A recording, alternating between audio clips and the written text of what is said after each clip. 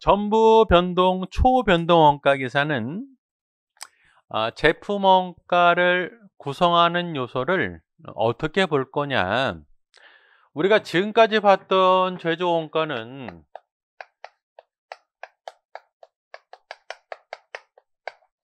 네 가지요, 네 가지. 당연히 얘를 원가로 봐야 돼요. 이게 바로 기업회계 기준이다라는 거죠.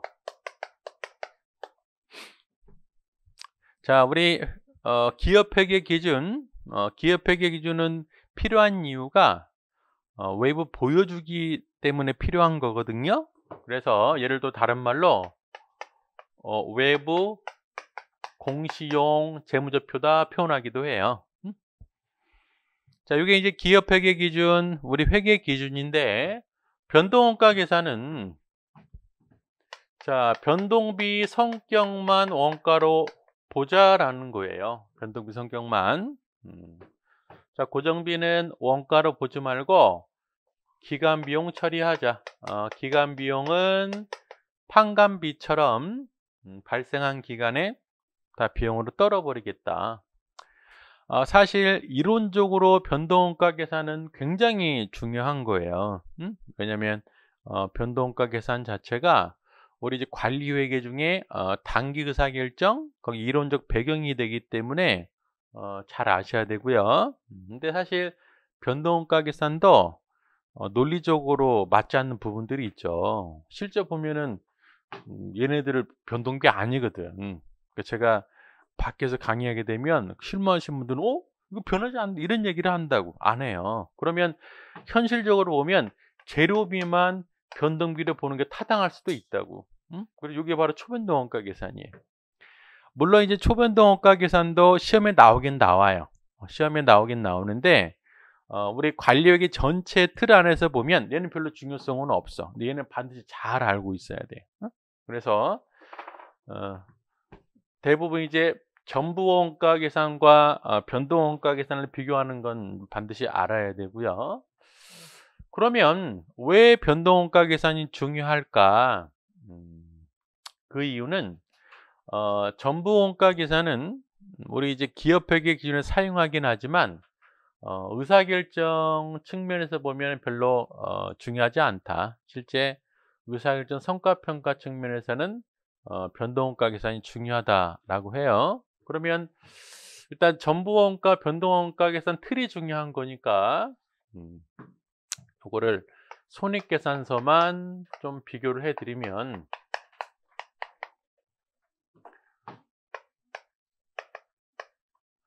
자, 매출은 얘는 차이가 없어요. 전부나 변동이나 차이가 없어. 전부 원가 계산에서는 매출 원가를 빼는데 전부 원가 계산에서 매출 원가는 요거 네 가지 항목이 다 포함되는 거죠. 그쵸? 요거를 좀 분리를 해보면 변동 제조 원가는 세 가지. 일단은 요거를 또 고정비 얘를 비교를 하기 위해서 구분 한번 해보자라는 거죠. 그러면 매출에서 매출 원가를 빼면 매출 총 이익이 되고 자 나머지 판관비를 빼면 판관비도 변동 판관비, 이 고정 판관비가 있을 거다.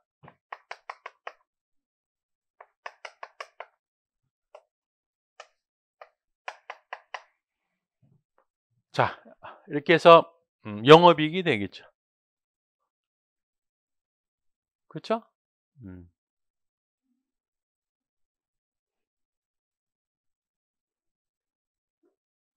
자, 변동원가 계산은 매출액에서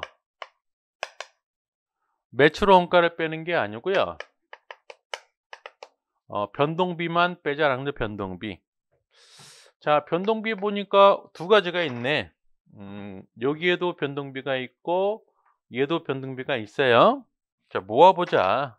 즉 제조 원가도 변동비가 있고 판관비도 변동비가 있더라. 그래서 빼주면 공원 이익이 되죠. 공원이. 그럼 변동비를 빼줬으니까 나머지 고정비도 다 빼주면 고정비도 제조 원가 중에 고정비가 있고 판관비 고정비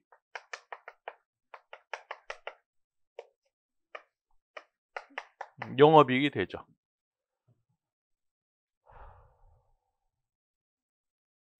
그러면 요 둘 간의 이익이 같을 수도 있고 다를 수도 있는데 다르다라고 하면 왜 다를까?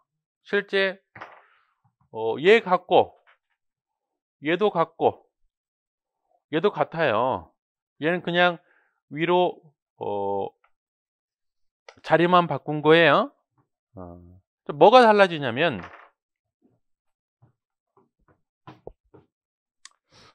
요게 이제 달라진다라는 거죠. 요게 자, 왜 달라지냐면 여기 보면 되죠. 여기 전부원가 계산에서는 고정 제조간접비를 제품 원가에 포함시켰다가 판매량만큼만 매출 원가로 비용 처리가 돼요. 결국에 요 금액은 판매량 곱하기 단위당 고정 제조 간접비예요. 근데 얘는 뭐라고 그랬냐면 다 기간 비용 처리한다고 그랬거든. 응? 그래서 자, 단기 발생분을 다 비용으로 떨어버려요. 자, 단기 발생분이다라고 하면 굳이 비교를 해보면 단기 발생분이기 때문에 생산량 곱하기 단위당 고정제조 간접비예요. 결국에 어떤 차이가 있냐면 판매량하고 생산량이 같으면 같아요. 판매량과 생산량이 다르면 달라진다고. 일단 여러분들은 판매량과 생산량이 다르면 다르겠구나. 걔를 달리 해석하면 어떻게 돼요?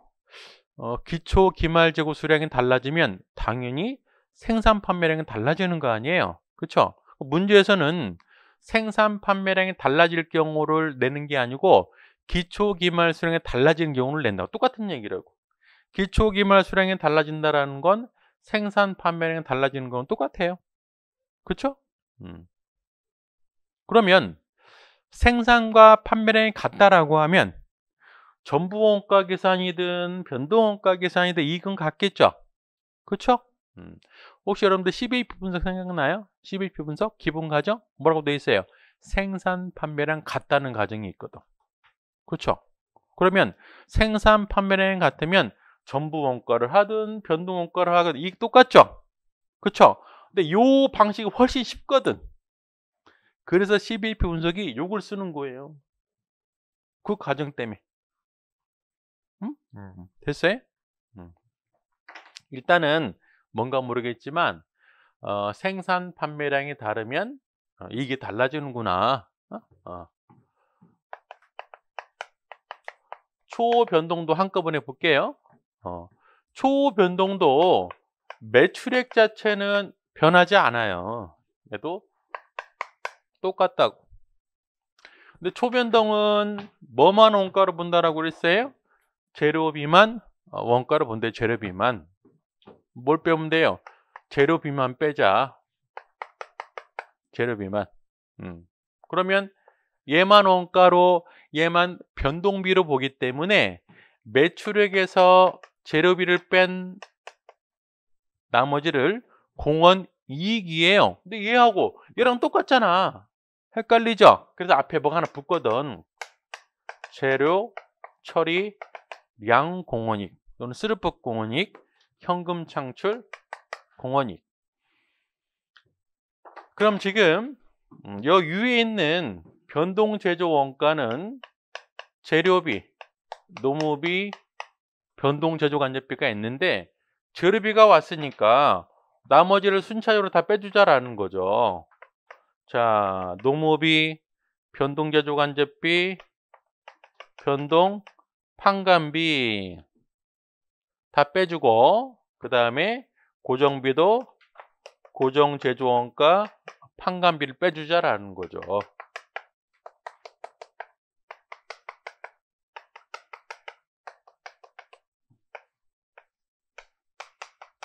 이렇게 해서 영업이익 계산되는데, 얘도 마찬가지로 얘하고 같을 수도 있고 다를 수도 있다라는 거죠. 그러면 어떤 차이가 있을까? 지금 요거를 기준으로 해서, 공원이익을 기준으로 해서 뭐가 내려왔어요? 이 세 가지가 내려온 거죠. 위에서 아래로. 그렇죠? 그러면은, 자, 이 세 개가 내려왔기 때문에 차이는 얘가 발생이 될 거다. 차이는 뭐가 발생이 되냐, 어떤 게 차이냐면 바로 요거.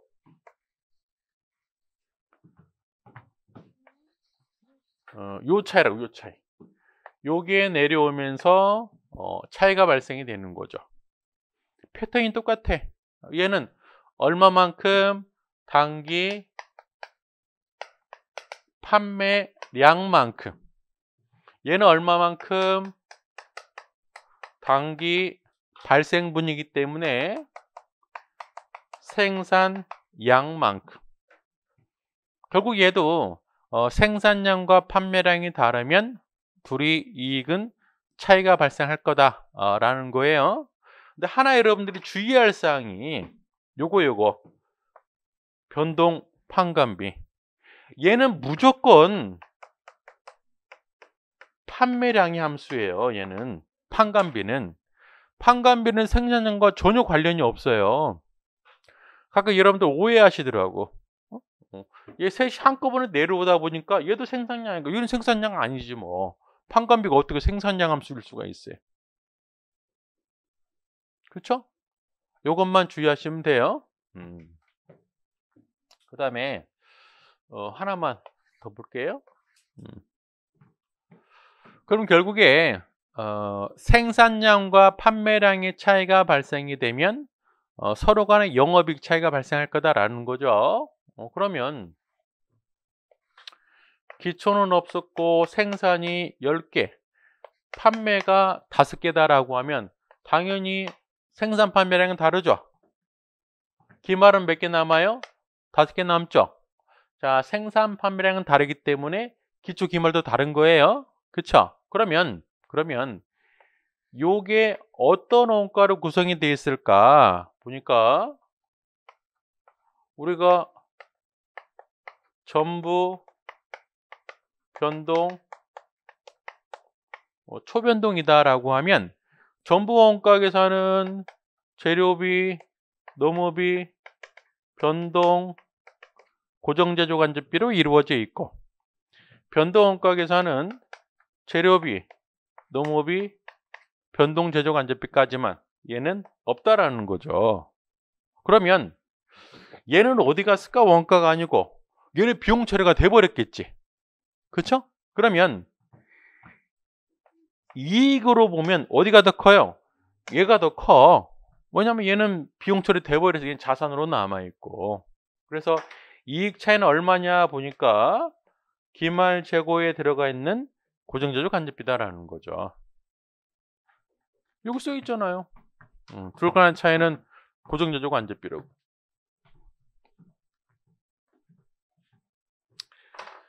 초변동 원가 계산은 재료비로만 이루어져 있죠. 얘는 원가로 안 보겠대. 그러면 변동과 초변동만 보면 변동이 크다고. 얘는 어디 갔어요? 단기 비용 처리돼 버린 거죠. 보세요. 변동 원가 계산은 요 두 개 원가가 5개 분만큼 비용 처리된 거죠. 얘는 10개만큼 비용 처리돼 버린 거거든. 당연히 얘가 이익이 커. 그러면 변동과 초변동의 이익 차이는 바로 요거다라는 거죠. 그렇잖아요, 여기. 요거. 얘를 묶어서 뭐라고 그래요? 변동 가공비라고 그러죠. 변동 가공비. 가공비는 농업비 더하기 제조간접비인데 변동비만 묶어놨으니까 변동 가공비라고 합니다. 그러면 전부 원가 계산과 초변동 원가 계산의 이익 차이는 둘 다 합한 거니까 이거 있고 없고의 차이죠. 그렇죠? 그럼 여러분들은 하나만 기억하죠. 하나만. 자, 먼저 요거 기말 재고가 늘어나니까 당연히 전부 원가 계산 이익 크죠. 그렇죠? 그러면 전부 원가 이익은 변동 원가 이익 더하기 얘가 이익이 크니까 더해줘야 될 거 아니에요. 그렇죠? 기말 재고 곱하기 뭐예요? 단위당 고정제조 간접비. 기초재고 존재할 수도 있겠죠. 기초는 기말의 반대니까 마이너스 기초재고 단위당 고정제조 간접비. 이건 반드시 기억하자라는 거죠.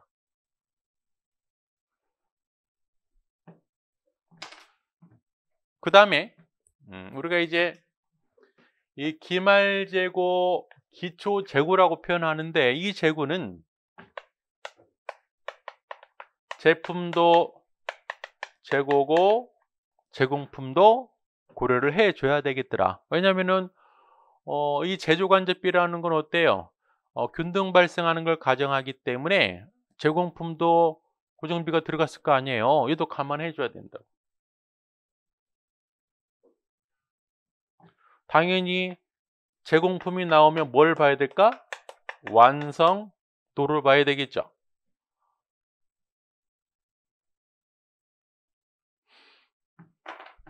그 다음에 또 하나 요거 단위당 고정제조 간접비.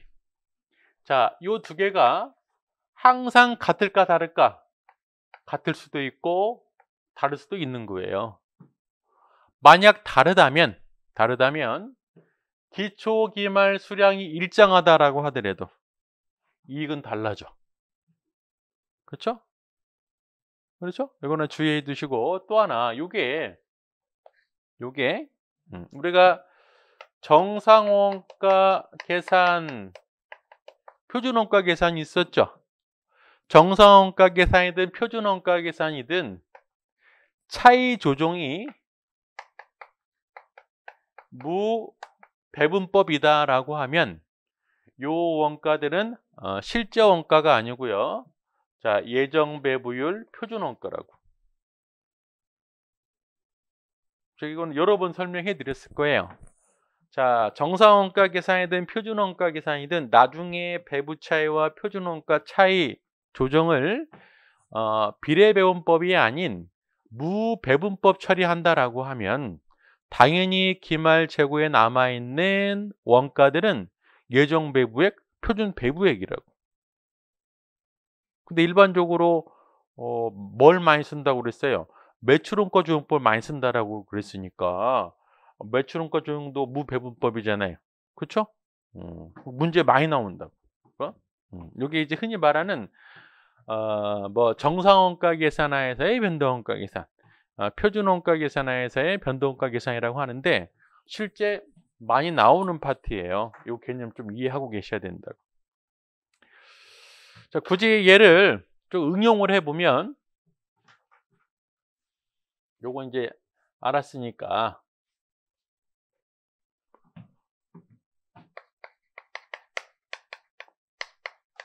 자, 변동 이익하고 초변동 이익간의 관계는 더하기 기말재고 곱하기 뭐예요? 단위당 변동 가공비 마이너스 기초재고 곱하기 단위당 변동 가공비. 그러면 전부 이익하고요. 초변동 이익을 한꺼번에 보면 기말재고 곱하기 가공비 마이너스 기초재고 곱하기 가공비. 요건 뭐 유추해서 이해하면 되는 거니까.